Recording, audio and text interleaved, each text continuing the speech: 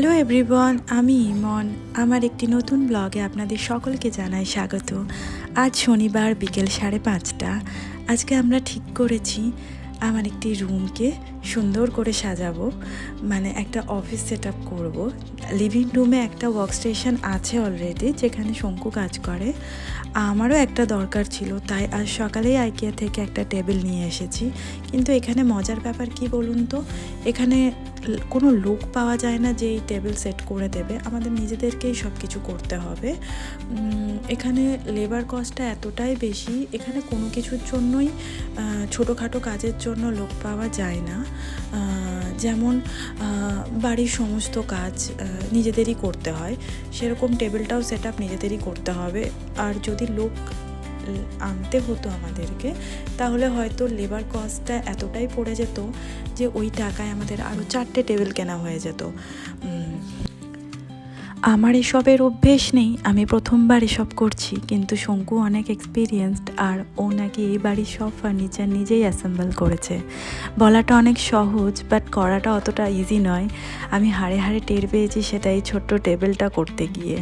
এখানে নাকি আবার আইকিয়া ডেট নাইট হয়, মানে পুরো ফ্যামিলি যেদিন করার কিছু থাকে না সেদিন তারা কোনো ফার্নিচার বা কিছু কিনে নিয়ে আসে আইকিয়া থেকে, তারপর গোটা ফ্যামিলি মিলে বসে তারা এগুলোকে অর্গানাইজ করে, অ্যাসেম্বল করে, আর সেটাকে এনজয় করে। তো ওটাকে এরা এখানে আইকিয়া ডেট নাইট বলে। আমি নিজেকে আর নিজের চারপাশটা সাজিয়ে গুজিয়ে রাখতে খুব ভালোবাসি, কিন্তু আগেরবার যখন এখানে কিছু মাস থেকে গেছিলাম আর সব যখন নিজেদেরই সব করতে হতো, তখন বুঝেছি যে দেশে আমাদের চারপাশে কত মানুষ পরিশ্রম করে, তাই আমরা নিজেদের খেয়াল রাখতে পারি। সব থেকে বড় কথা, টাইমে খেতে পাই আর টাইমে শুতে পাই। সব কিছু একা হাতে সামলে নিজের যত্ন করাটা ডিফিকাল্ট জব। চেষ্টা করছি সব কিছু ব্যালেন্স করার, চেষ্টা করছি এই পরিবেশে নিজেদের মানিয়ে নেওয়ার, আর সুযোগ খুঁজি কীভাবে এখানকার লোকজনদের সাথে মিশতে পারবো।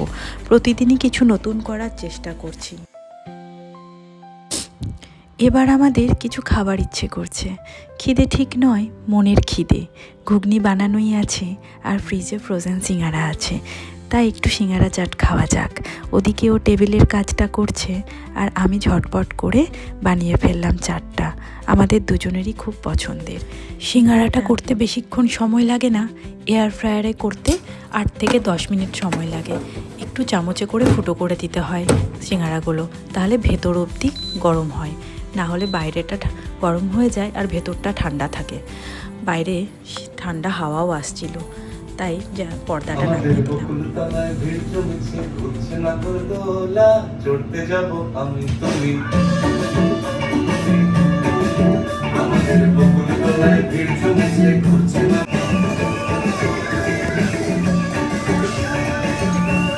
সঙ্গে চালিয়েছি বাংলা গান, আমাদের বকুলতলা। গানটা আমি আজকে ঘুম থেকে উঠে প্রথমবার শুনেছি, আর এতটা ক্যাচি যে এখনও অবধি 20 থেকে 25 বার শোনা হলো। আমাদের সিঙ্গারা চাটটা রেডি হয়ে গেছে, এবার আমরা একটু খেয়ে নেব। একটু কাজ থেকে ব্রেক নেওয়াও হবে, একটু বসাও হবে, গল্প করা হবে, আর একটু খাওয়া হবে। তারপরে আবার দুজনে লেগে পড়বো টেবিলটা অ্যাসেম্বল করতে। নাও, এত কষ্ট করছো।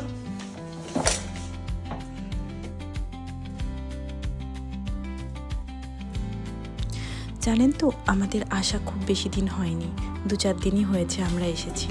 এসে থেকে জেট ল্যাগই চলছিল, তারপরেই আমরা এগুলোতে লেগে পড়লাম। ঘরটা খুব একটা গোছানো হয়নি, আস্তে আস্তে গোছাবো। যেটা খুব দরকার ছিল সেটাকে আগে অর্গানাইজ করলাম। অফিস চলছে, সন্ধ্যে থেকে অফিসে বসতে হয়, তাই আগে এটা খুব খুব দরকার ছিল যে দুজনের দুটো ওয়ার্কস্টেশন আলাদা করি। এখন খুব রাত অবধি কাজ করতে হয়, ইন্ডিয়ান ওয়ার্কিং আওয়ার্সেই কাজ করি, সেজন্য একটু রাত হয়ে যায়। আরও 2-3 মাস হয়তো করতে হবে এখানকার ওয়ার্ক পারমিট না আসা পর্যন্ত। তারপর এখানেই চেষ্টা করব নতুন কোনো কাজের। আবার নিজেকে ফিট রাখার জন্য পিলাটিস জয়েন করেছি।